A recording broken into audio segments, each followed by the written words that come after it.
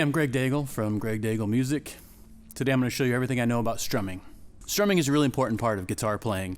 We use it to accompany singers, whether it's ourselves or another singer. We use it to drive the rhythm in a band situation, and it can be really effective in a duet situation if you're switching off with another soloist. So we're going to start off today, and we're going to talk about a little bit about holding the pick. I've got a video up that you can see more about holding the pick, but I'll just show this to you really quick here. This method of holding the pick is called cradling the pick. And essentially what you're doing with this is you're holding your hand closed with the thumb over this first index knuckle here. And then I'm dropping the pick in like this to manage that same angle over that, and then the thumb goes straight across. This allows the pick to move freely back and forth between these 2 points here. I'm almost kind of pinching it back here in a way, but I'm not gripping it too hard because I don't want my hand to get all tense. So I'm going to do this, and allows the pick to move back and forth in the fingers.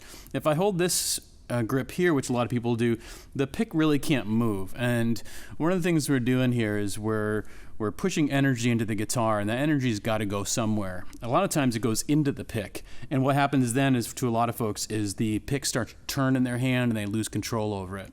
So it's not so much about controlling the pick, but about manipulating the energy that we're creating by hitting the strings.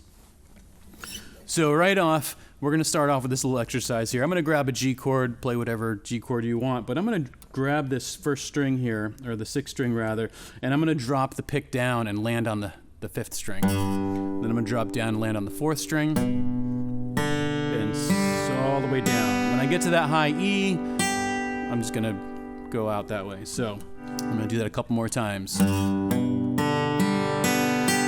This is called a rest stroke. It's where you're plucking a string and you're resting on the adjacent string. Notice too that in order to do this properly, I've got to engage my elbow here because I want to play as parallel as I can to this bridge point. If I'm anchored here or I'm anchored somewhere else, I might end up getting more of a wide swipe at the strings. I'm going for consistency of tone, and that's how I'm going to get it, by getting as parallel as I can to the bridge. Some players play over the sound hole here. You can hear how warm the guitar is here. It's a really nice place to play, especially if you're a soloist and you're just backing yourself up. But as soon as another instrument comes into the mix, we need to be aware of how our guitar is fitting in to the frequency range. And if I get a bass player or another guitarist and I'm playing here, I've got too much bass coming out of the guitar, and I'm not going to get a good blend, and I'm not going to be able to get my guitar to sit above those other instruments and be heard. It's going to sound like a muddy mix. So consider playing between the edge of the sound hole and the bridge here. That's going to brighten up your guitar significantly. Another issue with playing over the sound hole, if you're getting into some other picking as well, you'll see that these strings, when you pluck them, they're going to oscillate, and which means they're rotating in a circular fashion. If I'm playing something over here and I'm trying to be accurate, it's going to be more difficult to be accurate because the strings are still moving in that wide circle. Over here, the string is going to come to rest a lot sooner, which is going to allow me to be more accurate and therefore more consistent. All right, so these are some of the basics we're going to start off with today. I'm going to get you started on how to get the best tones out of your guitar. All right, so we're going to go back to this first exercise here where you're dragging the pick through the strings. I'm going to do this faster and faster. Again, notice that I'm moving from the elbow. That's going to allow me to get more of a straight line across the strings. It's not going to be perfect. I'm also going to avoid using any kind of an anchor. If I use an anchor, it's going to limit the angle I can get off the strings. It's also going to absorb some of the vibration that's going to the top of the guitar.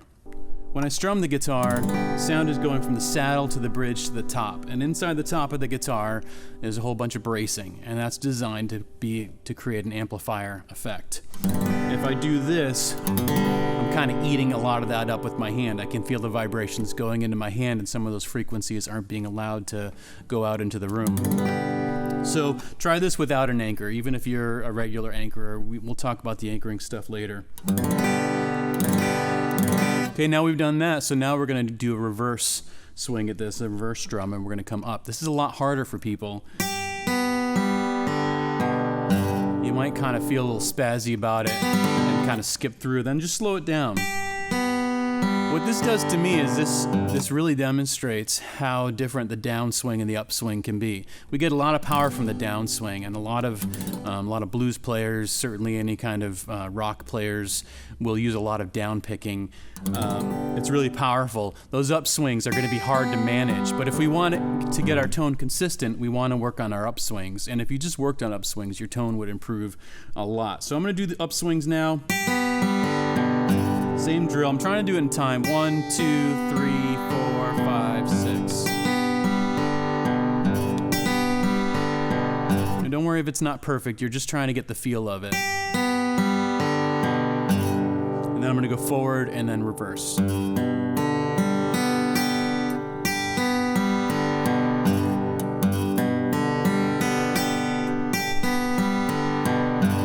The idea here is to be as precise as you can. The pick really should be acting as a scalpel. We're trying to use just the tip of the pick here to really connect with the string and be as precise as we can and get the best tone we can every single time. So consider that when you're working on this exercise here, you're just trying to pull tone out of your instrument. You can feel how taut the strings are down here by the saddle and the bridge.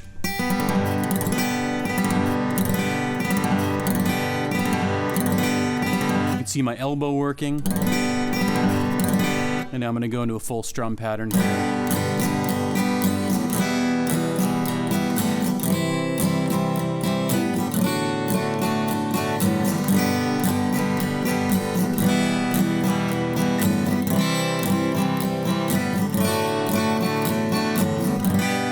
So that's just kind of a standard folk progression. I'm going from a G to an E minor to a C to a D. But whatever songs you're playing, you can start working on this strum pattern and just get as much tone as you can. It's always beneficial, I think, to get the most tone you can and then dial it back from there. Because what you want to do is have the most available to you, and then from there be able to bring out exactly what you need. I may only need this much sound here.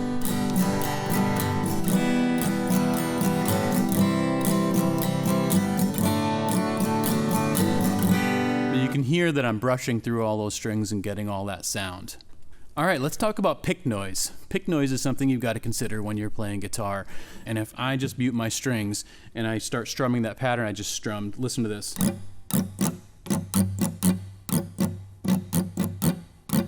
That's a lot of noise that's going into the room that doesn't have really anything to do with the sound that I'm creating. And if I've got a mandolin player over there doing their thing and then another instrument like a banjo or something picking, that's a lot of pick noise going out into the room. So we want to be aware of how much stuff we're putting in the room in terms of noise. It's not necessarily the sound we want to get. So that's why having a quicker strum is going to help you. I just did that kind of folky strum there. But if you're playing something that's a little bit more bluegrass, you're going to have more of a quick snap to the wrist like this.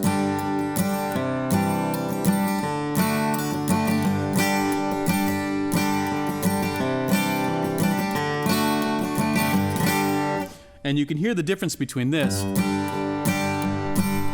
and this.